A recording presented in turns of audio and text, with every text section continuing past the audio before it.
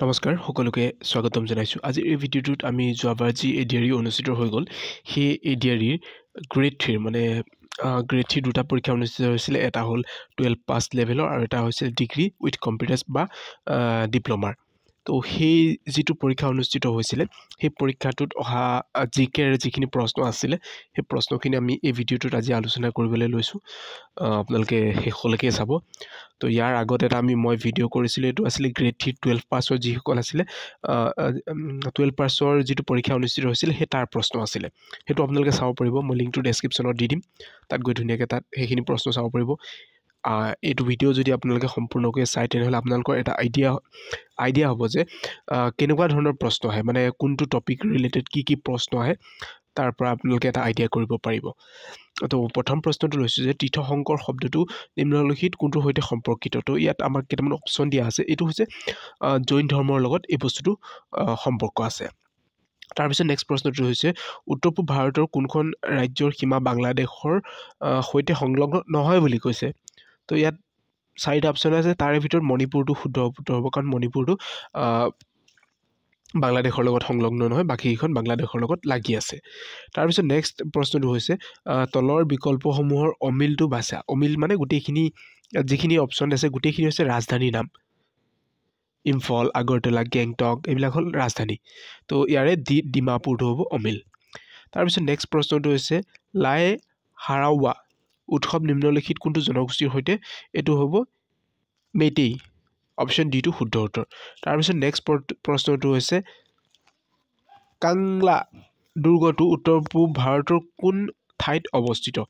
তো ইয়াত আমাৰ অপশ্যনসমূহ দিয়া আছে, ইয়াৰ ভিতৰত অপশ্যন ডি ইম্ফল উত্তৰটো শুদ্ধ উত্তৰ হ'ব। তাৰপিছত নেক্সট প্ৰশ্নটো হৈছে নিম্নলিখিত সমূহৰ কোনটো শুদ্ধ বিবৃতি নহয়। মানে ইয়াত আমাক চাৰিটা কথা দিছে, চাৰিটাৰ ভিতৰত কোনটো অশুদ্ধ সেইটো আমি বাছি উলিয়াব লাগে। এক নম্বৰটো দিছে যে সুন্দৰবন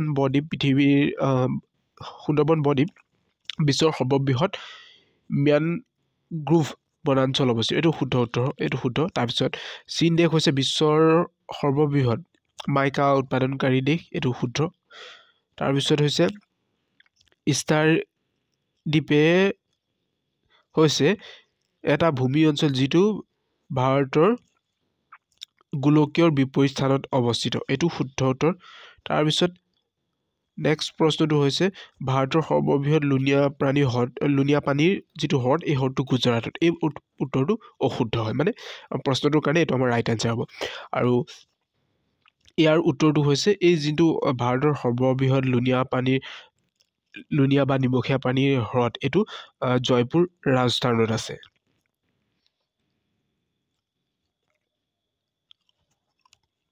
আৰু এই লেকটো বা হ্ৰদটোৰ নাম হৈছে চাম্বাৰ লেক। তাৰপিছত নেক্সট প্ৰশ্নটো হৈছে ভাৰতৰ নিৰ্বাচন আয়োগৰ মতে ৰাষ্ট্ৰীয় দল ৰূপে স্বীকৃতি পাবৰ বাবে কোনো এক ৰাজনৈতিক দল কমেও কিমানখন ৰাজ্যত স্বীকৃতি ৰাজনৈতিক দল হিচাপে গণ্য হ'ব লাগিব। এইটো অপশ্যনটো হ'ব চাৰিখন ৰাজ্যত স্বীকৃতি পোৱা হ'ব লাগিব। তাৰপিছত নেক্সট প্ৰশ্নটো হৈছে নিম্নলিখিত ব্যক্তিসমূহৰ কোনগৰাকীয়ে কৈছিল যে স্বৰাজ মোৰ জন্মস্বত্বৰ অধিকাৰ আৰু মই ইয়াক লভিবি, এইটো বাল গংগাধৰ তিলক। তাৰপিছত নেক্সট প্ৰশ্নটো হৈছে কোন বৰ্ষত আকবৰ আৰু হিমুৰ মাজে পানিপথৰ দ্বিতীয় এইটো উত্তৰটো হৈছে 1556। ইয়াৰ পিছৰ প্ৰশ্নটো হৈছে ভাৰতৰ নিৰ্বাচন আয়োগে ভাৰতৰ বিধানসভাৰ নিৰ্বাচনত কেতিয়া পোনপ্ৰথমবাৰৰ বাবে ভোটদান বিকল্পসমূহত ওপৰৰ এটাও নহয় বিকল্পটো বলবৎ কৰিছিল। মানে যিটো আমি ভোট দিওঁ সেই ভোট দিয়াত নট বুলি এটা অপশ্যন আহে, মানে যিখিনি প্ৰাৰ্থী থাকে সেই প্ৰাৰ্থীবিলাকৰ ভিতৰত এজনকো মই ধৰক পচন্দ কৰা নাই, তেওঁ সেইকাৰণে মই নট অপশ্যনটো টিপিব পাৰোঁ। সেই প্ৰথাটো কেতিয়াৰ পৰা আৰম্ভ হৈছিলে, এইটো নৱেম্বৰ 2013 চনৰ পৰা এইটো প্ৰথম বলবৎ হৈছিলে। তাৰপিছত নেক্সট প্ৰশ্নটো হৈছে আন্তঃৰাষ্ট্ৰীয় ন্যায়ালয়ৰ মুখ্য কাৰ্যালয়টো কোন স্থানত, এইটো হ'ব দ্য হেগ। তাৰপিছত নেক্সট প্ৰশ্নটো হৈছে ৰাউত আইনত নিম্নলিখিত সমূহৰ কোনটো পদক্ষেপ অন্তৰ্ভুক্ত আছিল। তো ইয়াৰ হ'ব অপশ্যন বিটো শুদ্ধ উত্তৰ। তাৰপিছত নেক্সট প্ৰশ্নটো হৈছে ভাৰতৰ উচ্চতম ন্যায়ালয়ক কোন বৰ্ষত প্ৰথমগৰাকী মহিলা ন্যায়াধীশ নিযুক্তি দিছিল আৰু কাক নিযুক্তি দিছিল এইটো হ'ব ফাতিমা বিবি আৰু এইটো আছিলে 1989ত তাৰপিছত নেক্সট প্ৰশ্নটো হৈছে কোন চনত ভাৰতবৰ্ষৰ ভোটাধিকাৰ লাভ কৰা নিম্নতম বয়স 21ৰ পৰা 18 বছৰলৈ হ্ৰাস কৰা হৈছিল এইটো 1988 তাৰপিছত নেক্সট প্ৰশ্ন হৈছে কোনটো বৰ্ষত ব্ৰিটিছে ভাৰতৰ ৰাজধানী কলিকতাৰ পৰা দিল্লীলৈ স্থানান্তৰ কৰিছিল এইটো 1911 চনত তাৰপিছত নেক্সট প্ৰশ্নটো হৈছে চুহুংমুঙৰ ৰাজত্বৰ কালত আহোমৰ সেনাৰ সেনাপতি তথা মূলা গাভৰুৰ স্বামীৰ নাম এইটো হ'ব ফানচেংমুখ বৰগোহাঁই তাৰপিছত নেক্সট প্ৰশ্নটো হৈছে কোন চনত গভৰ্ণৰ জেনেৰেল অফ ইণ্ডিয়াক ভাইচৰ উপাধি দিয়া হৈছিল ইয়াৰ 1858ত এইটো উত্তৰ শুদ্ধ তাৰপিছত নেক্সট প্ৰশ্নটো আছে নিম্নলিখিত কোনটো সাংবিধানিক ব্যৱস্থাৰ আধাৰত বড়োলেণ্ড টেৰিটৰিয়েল কাউন্সিল সৃষ্টি হৈছিল এইটো হ'ল 6 মানে ষষ্ঠ অনুসূচী তাৰপিছত নেক্সট প্ৰশ্নটো হৈছে পাইং বিমানবন্দৰ ক'ত অৱস্থিত এইটো ছিকিমত অৱস্থিত তাৰপিছত নেক্সট প্ৰশ্নটো হৈছে হৰপ্পাৰ খননত সকলো স্থানতে উমৈহতীয়াকৈভাৱে প্ৰাপ্ত প্ৰাণী চিহ্নটো হৈছে এইটো ঠিক উত্তৰটো মই নাজানো সেইকাৰণে মই দিয়া নাই আপোনালোকে কমেণ্ট কৰি জনাব যদি ইয়াৰ উত্তৰটো কি হ'ব তাৰপিছত নেক্সট প্ৰশ্নটো হৈছে অলিম্পিকৰ পতাকাখনত কেইটা আঙুঠিৰ চিত্ৰ আছে এই অলিম্পিকৰ পতাকাখনৰ ৰঙক লৈ গ্ৰেড 3 আৰু এটা মানে 12ৰ যিটো পৰীক্ষা আছিলে তাত আহিছিলে যে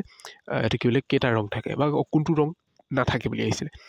সেই ভিডিঅ'টো চালে তাত আপোনালোকে প্ৰত্যেকে গম পাই যাব যে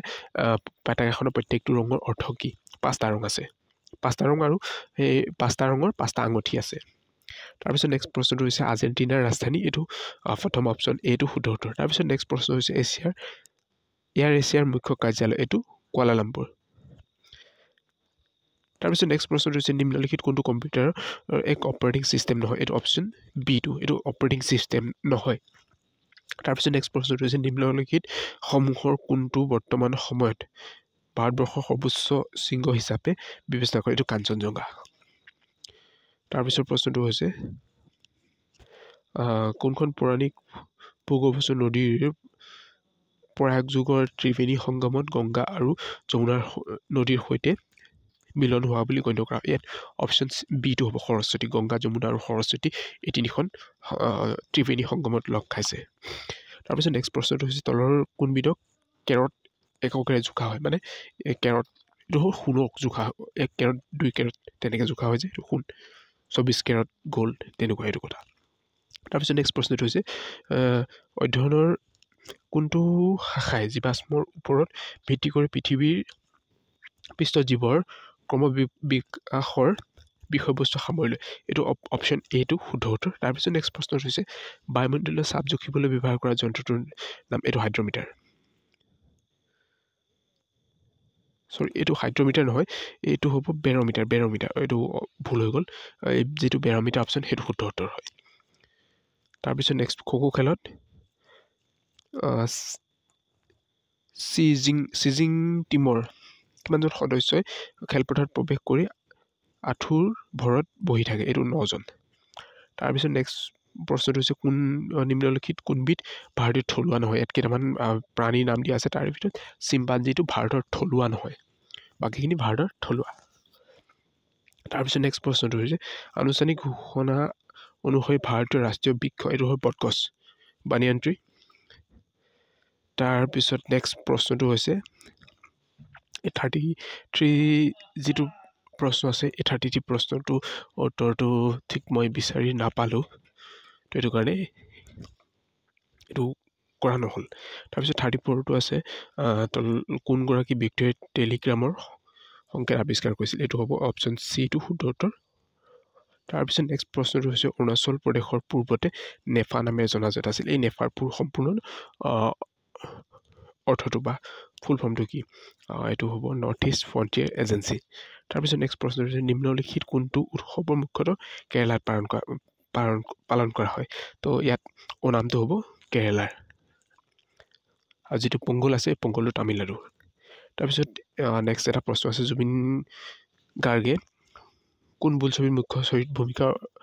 মানে মুখ্য নায়কৰ ভূমিকা অভিনয় কৰিছিল এইটো কাৰেণ্ট এফেয়াৰ্ছৰ প্ৰশ্ন সেই সময়ত মিছন চাইনা ৰিলিজ হোৱাৰ বেছি দিন হোৱা নাছিলে তো সেইটো কাৰণে এইটো কাৰেণ্ট এফেয়াৰ্ছৰ প্ৰশ্ন তাৰপিছত নেক্সট প্ৰশ্ন হৈছে যে মালগুৰি ডেইজ কিতাপখন কোনে লিখিছিল এইখন আৰ কে নাৰায়ণ তাৰপিছত ড্ৰোন কি ড্ৰোন হৈছে মানৱবিহীন বায়ুযান তাৰপিছত নেক্সট প্ৰশ্ন হৈছে নিম্নলিখিত তালিকাৰ পৰা কোনগৰাকী ফুটবল খেলুৱৈ অপশ্যন এইটো হ'ব ফুটবল খেলুৱৈ তাৰপিছত নেক্সট প্ৰশ্ন হৈছে নিম্নলিখিত কোনখন ৰাজ্য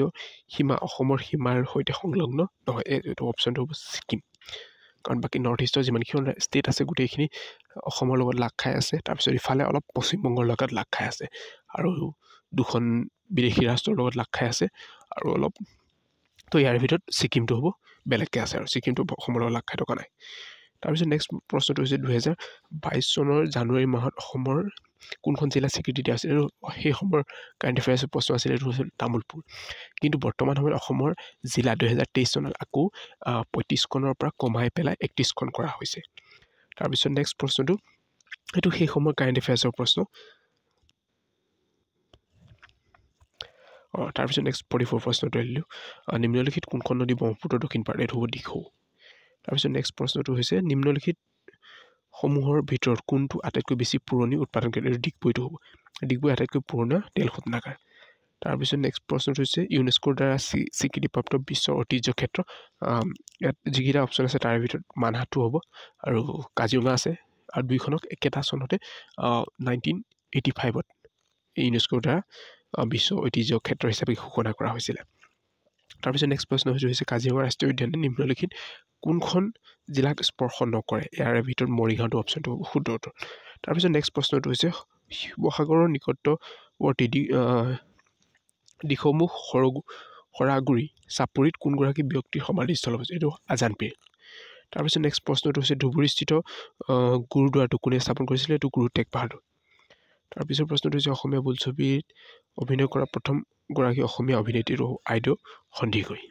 তো এইখিনি আছিলে এই 50টা প্ৰশ্ন আছিলে গ্ৰেড 3 যিখিনি ডিগ্ৰী লেভেলৰ প্ৰশ্ন আছিলে তাত অহা জি কে প্ৰশ্ন আৰু বাকী যিখিনি প্ৰশ্ন বাকী 50টা যি প্ৰশ্ন আছিল তাত মেথছৰ প্ৰশ্ন আছিলে তাৰপিছত ইংলিছৰ প্ৰশ্ন আছিলে ৰিজনিঙৰ প্ৰশ্ন আছিলে তেনেকৈ মিলাই পেলাই আহিছিলে তো এইখিনি আছিলে ভিডিঅ'টো যদি ভাল লাগিলে লাইক কৰক শ্বেয়াৰ কৰক ধন্যবাদ